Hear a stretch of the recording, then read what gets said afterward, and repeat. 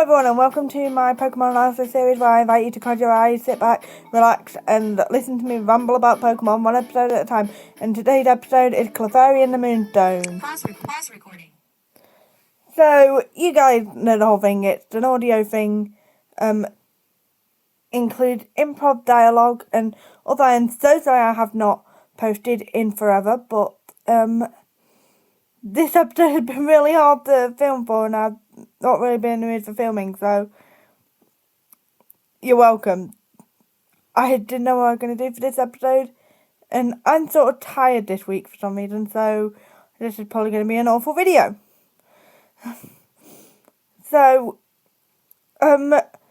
we kick off with a lot of random stuff. So obviously Brock had just joined Ash and Misty, and they are going to Mount Moon. Of course they are. And Misty's saying that it sounds romantic and stuff. And then she said that the Moonstone sounds romantic. I don't think it sounds romantic. It sounds like something from like an adventure book from the 1950s. Or a fantasy book, not an adventure book.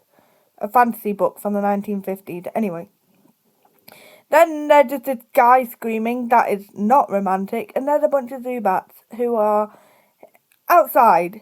And the Pokedex is like, hey, the Zubat don't like to be outside. So they say this guy who is called Seymour, he doesn't like being called Mr. for some reason. And then he is actually played by the same girl who plays Meowth later on in the show. So yeah. Anyway, so like I said, I have a lot to say about the episode. So they go into the cave and there's string lights everywhere, and it's like the Pokemon like the dark. They don't like the lights, and I'm with them. Lights are annoying. So they're like string lights all over the place, and so they go like into the cave, and by the way, this is like the first time Brock catches a Pokemon. He catches Zubat, and the first time he meets Team Rocket, because like I said, he was just introduced to the show. And also it's the first time like the sound effect played when Team Rocket blasts off. So anyway, Team Rocket show up, and then they run into a Clefairy, which, you know, considering the episode is called Clefairy and the Moonstone, you'd hope they'd run into a Clefairy, so they do. And then they go deeper into the cave where they find the Moonstone, which, according to this Seymour guy, who's obsessed with poetry, by the way, it's from outer space. So that's fun. Anyway, so Pikachu had made friends with the Clefairy and is trying to explain to Ash what's going on. And Ash thinks that Pikachu is doing the Macarena, which TV trope says that this means that the episode has aged very badly, but I don't think so. Let me know what you think. So,